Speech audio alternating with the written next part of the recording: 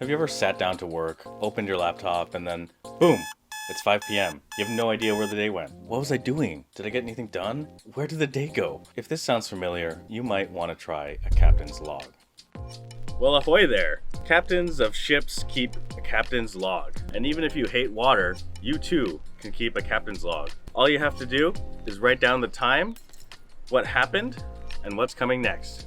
The captain of a ship might use their log to record a major event, or to track their position on the high seas, but you're probably not in charge of a boat. Instead, you can write in your captain's log when you change tasks, when you take a break, or if you get distracted. Think of it as a way to track the position of your productivity ship. The act of logging helps to keep you on task, and if you review your captain's log, you might learn something about how you work. Future James here. You might have heard of something called interstitial journaling, and that's exactly the same thing as a captain's log. Carry on. To use a captain's log, grab a notepad or open a digital note. Write down the time, what happened, and what's coming next. That's it. Here's one of my logs from a few years ago, back when I used to work at home. I find a captain's log makes it easier to stay on task. The act of writing down what's next forces me to clarify the task at hand.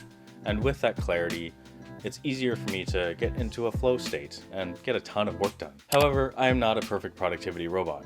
There are times when I wasn't sure what to do, or when the next step felt too large. Instead of tackling the uncertainty, my brain chose to do something mindless, like checking Twitter.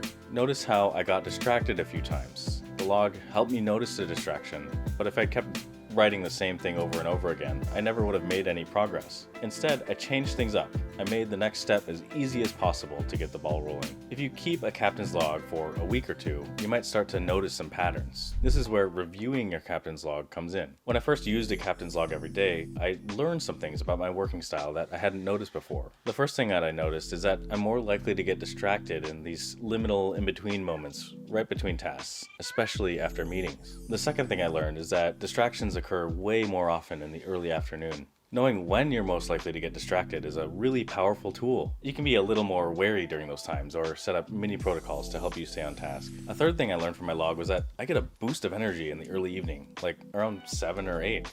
I had no idea this would happen, but there it is. To take advantage of this, sometimes I would run an errand in the afternoon, a time when I was more likely to be distracted, and then I would work a bit later when I had that little energy boost. Reviewing logs is a great way for office workers to sort of review tapes like sports players do, and to discover insights into the ways we work.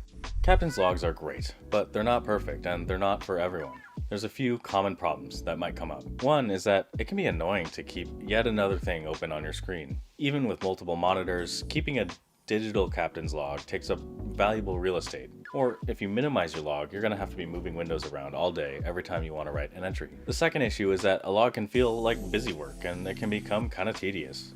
I think the benefits outweigh the tedium in most cases, but your mileage may vary. The final problem I'll bring up is more about self-love than about productivity. When we get distracted over and over and over, and especially when we're writing down our distractions in a log like this, it can be easy to fall into this negative self-talk kind of trap. I keep checking Twitter instead of doing my work. I'm so stupid. Why can't I focus? Why am I so bad at this? Instead, if you notice your distraction without judgment, you can start to break down your patterns of distraction. We can think, hey, that's kind of funny. Every time I'm not sure what to do next, I pick up my phone. I wonder if there's a way I can break that pattern. With the right mindset, this can be a great opportunity to practice some self-compassion and equanimity. Easier said than done, but I think it's worth the effort. In the past, I've tried to keep a captain's log to track my entire day. I found that tracking every little thing gets kind of old, especially when it's not work-related. Nowadays, I only use a captain's log at my full-time job when I'm sitting at my desk. Logging only my work hours is a great balance for me.